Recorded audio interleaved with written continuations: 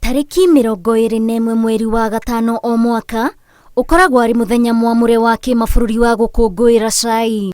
Igongona rĩrĩ gũkũ bũrũri-inĩ riharĩrĩirio University-inĩ ya Embu, kuria atongoria a thirikari ya Embu matongoretio ni gavana wa gũkũ Cecily Mbarire, arimi na ikari kuma mĩena ĩtiganĩte mekinyirie kũhe igongona rĩrĩ riri. Gavana Cecily Mbarire nĩikĩtie rĩtana kũrĩ thirikari nene gũthukĩra ũrĩmi ũyũ kĩgĩna kĩiganu nĩguo kwĩrũgamĩrĩra.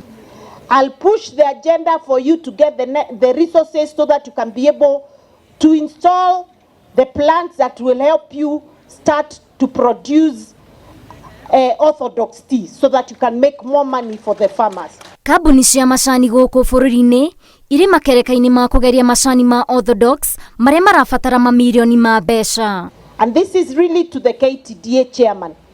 Chairman, would like that as you negotiate and look for how we get resources to have those plants that will help us produce the orthodox tea, that we don't go for expensive loans. We are marking and assuring our farmers that going forward, we are going to better our market and our prices to make sure that our farmers get good money. Mũikarĩri gĩtĩ wa bodi ya macani Ndagĩtarĩ David Kĩarie augĩte arĩmi makĩria ma 950 nĩo maragũmĩrwo nĩ mathirĩ ma ngombo thĩinĩ wa kaunti 19 iria irĩmagia macani gũkũ bũrũri-inĩ.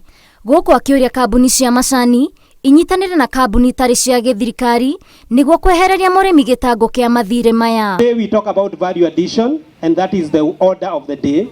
I'm a value chain expert, and I know the cost of value chain is something that we cannot run away from.